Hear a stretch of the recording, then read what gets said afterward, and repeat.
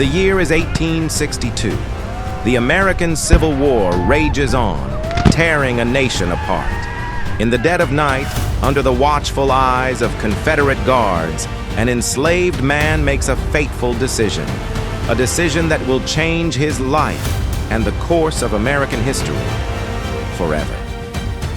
Robert Smalls, a 23-year-old enslaved pilot, stands at the helm of the Confederate transport ship Planter.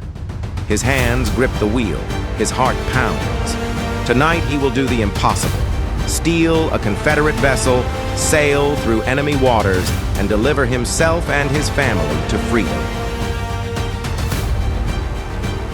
Born into slavery in Beaufort, South Carolina, Smalls was raised on the waterfront. He learned to navigate the coastal waters, studied the habits of Confederate officers, and earned their trust.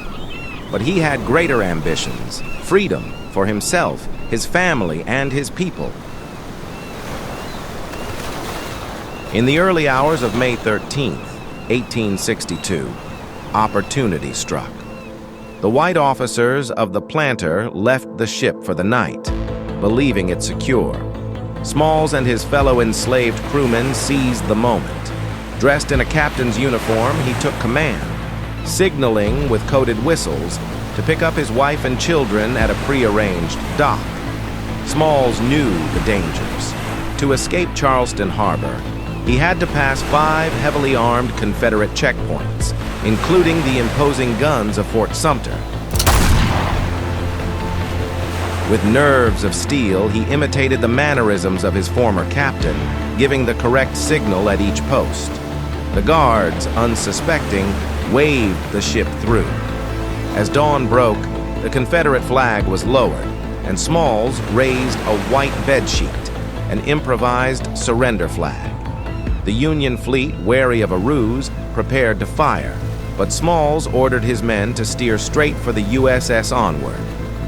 "Good morning, sir. I've brought you some of the old United States guns, sir." The stunned Union sailors let them aboard. Smalls and his crew were free men. News of the daring escape spread like wildfire. Smalls was hailed as a hero. He delivered valuable intelligence to the Union and convinced Lincoln to enlist black troops, proving that formerly enslaved men could fight for their own liberation.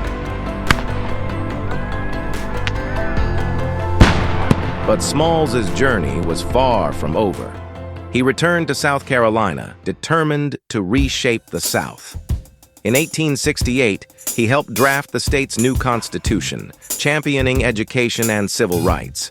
In 1874, he was elected to the U.S. House of Representatives, becoming one of the first black congressmen.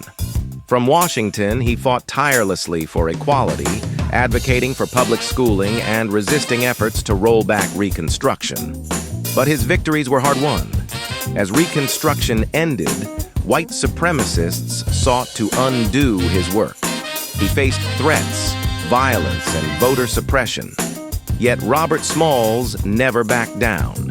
Before his passing in 1915, Smalls left a powerful message to his people.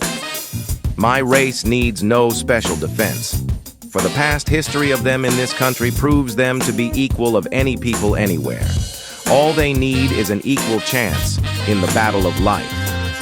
From enslaved man to naval hero, from freedom fighter to statesman, Robert Smalls defied the odds and reshaped America's future.